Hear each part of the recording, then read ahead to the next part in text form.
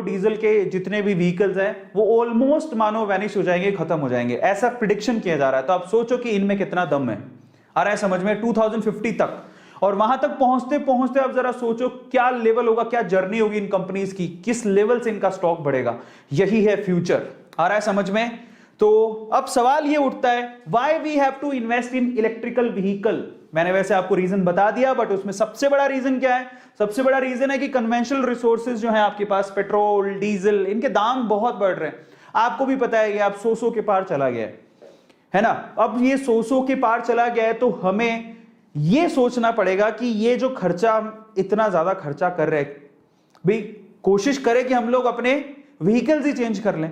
और आने वाले टाइम में लोग ये चीज करें, आने वाले टाइम में क्या अभी कर रहे हैं लोग, अभी भी इलेक्ट्रिकल व्हीकल की तरफ उनका रुझान बढ़ते जा रहा है। बहुत अच्छी अच्छी कंपनीज आ रही हैं जिनके 2 व्हीलर्स, 4 व्हीलर्स, 3 व्हीलर्स अवेलेबल है, इलेक्ट्रिकल व्हीकल्स अवेलेबल है। गवर्नमेंट सब्सिडी तक दे रही है बहुत सारी बाइक्स में। आपने देखा होगा, एक तो मैंने रिपोर्ट पढ़ी थी कि दिल्ली की गवर्नमेंट ने एक व्हीकल पे कम से कम 28,000 की सब्सिडी दी है। गवर्नमेंट खुद सब्सिडी दे रही है, समझ में आ रहा है, क्योंकि यार इनके दाम बहुत बढ़ गए, हम ज्यादा रिलाई नहीं कर सकते अब इनके ऊपर। और मे भी हो सकता है कन्वेंशनल रिसोर्सेज हैं, एक दिन खत्म ही हो जाए तो क्या करोगे।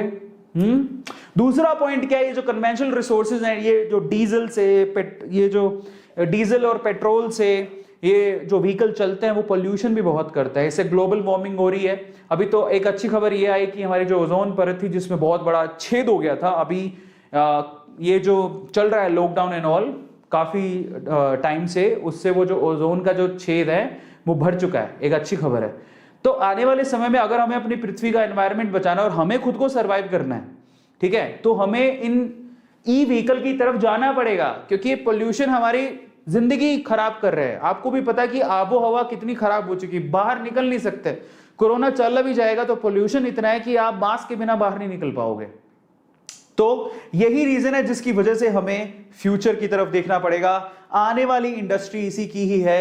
और आपको एक बहुत बड़ा एग्जांपल तो पता ही है टेस्ला का, इलॉन मस्क इतने बड़े, नंबर 1 पे कैसे आ गए थे। आपने wealthiest person in the world, number 1 पे कैसे आ गए थे? उनकी कंपनी टेस्ला की वजह से, जो बहुत अच्छा परफॉर्म कर रही है बाय द वे, और वो ई कार्स बनाती है, सबको पता होगा ये बात, है ना। इसके अलावा सिर्फ ई कार्स नहीं बनाते, अब तो वो ट्रक और बहुत सारी चीजें लेके आ रहे हैं।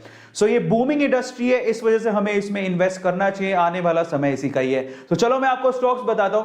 मैं आपको 17 स्टॉक्स बताऊंगा इलेक्ट्रिकल व्हीकल के, जो उनमें से मेरा कहां इन्वेस्टमेंट है वो भी मैं आपको बताऊंगा कि मैंने कौन से शेयर खरीद रखे हैं। लेकिन फिर भी आप अपनी रिसर्च कर लेना, हमने अपनी रिसर्च कर ली है।